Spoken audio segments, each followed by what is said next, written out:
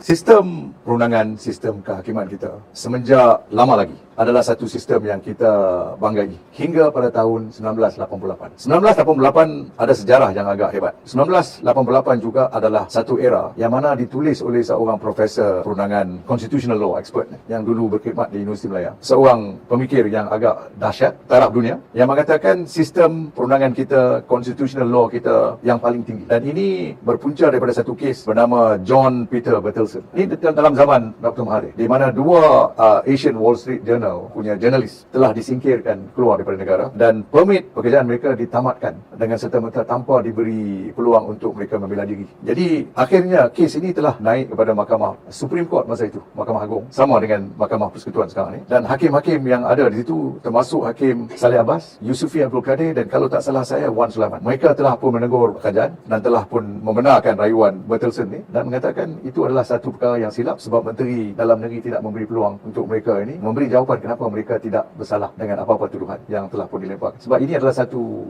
kebenaran ataupun permit yang sudah ada. Is a revocation. Jadi kes itu dikatakan adalah the highlight of our judicial system. Sistem kehakiman yang paling tinggi, world standard, at least sama dengan standard-standard yang dipamerkan oleh negara-negara yang lebih maju daripada kita di Commonwealth dan juga di dunia. Tapi dalam tahun 88 juga kita telah melihat di mana Lord President iaitu Saleh Abbas sendiri telah pun disingkirkan dan di impeachment proses telah dijalankan. Dan beliau dan kalau tak salah saya lagi dua hakim Mahkamah Agung disingkirkan. Dan daripada itu juga kita lihat kes UMNO 11 di mana kita telah merayu bahawa UMNO tidak harus sebagai satu parti tidak harus diharamkan, tetapi apa yang patut diharamkan ialah mesyuarat agung UMNO, bukan parti itu. Dan bila rayuan itu tiba di Mahkamah Agung, kita sudah jangka ini adalah satu perkara yang akan dimainkan daripada politik ke dalam badan kehakiman dan benar dengan kepercayaan kita kalah dengan begitu teruk. Itu telah pun mengurangkan kepercayaan ramai daripada orang-orang kita. In fact, I think the whole country, seluruh negara yang sudah hilang kepercayaan dengan sistem kehakiman kita. Itu tahun 88. Daripada 88 hingga sekarang, dia macam pendulum. Dia turun naik. Kita punya kepercayaan kepada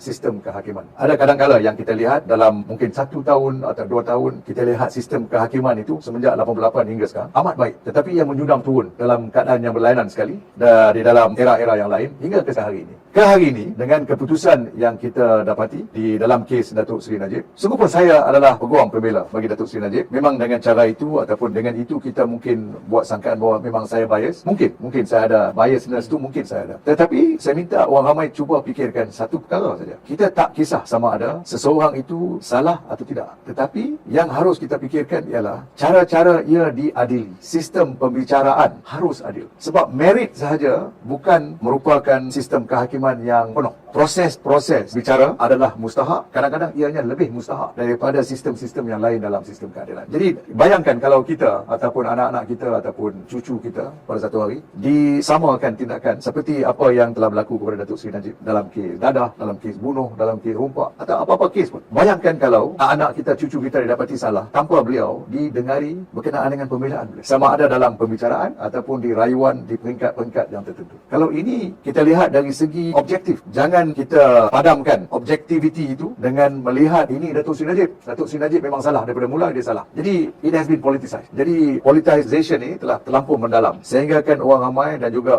banyak orang yang lain tidak dapat melihat sama ada Datuk Seri Najib ini benar-benar salah ataupun adakah beliau ini mendapati satu proses pengadilan yang adil supaya kita tahu, kita puas hati yang dia ni betul-betul salah. Sekarang setakat ini oleh sebab peringkat yang paling tinggi, kes dia itu tidak didengari langsung. Yang memburukkan lagi ialah kes beliau tidak didengari sebab peguam baru yang represent Datuk Seri Najib ini telah mengatakan beliau tidak sedia sebab beribu-ribu dokumen, beribu-ribu muka surat yang beliau harus baca dan kaji. Jadi beliau belum lagi bersedia. Oleh sebab beliau tak bersedia, kes itu harus ditundakan pada tarikh yang lain. Tetapi apa yang berlaku ialah the opposite. Datuk Seri Najib yang peguam tak boleh buat submission. Hakim Mahkamah Persekutuan pula minta pendakwa raya membuat submission, membuat hujah-hujah. Jadi soalan yang saya nak tanyakan ini ialah kenapa pendakwa raya diminta berhujah? Berhujah untuk apa? Sebab rayuan belum didengari. Jadi macam mana kita nak matikan rayuan dalam satu hujahan daripada pendakwa raya? Walhal rayuan daripada orang yang didapati salah itu belum lagi dikemukakan. Jadi ini adalah double jeopardy. Satu, tidak memberikan beliau peluang untuk berhujah sebab masa tidak mencukupi. Kedua ialah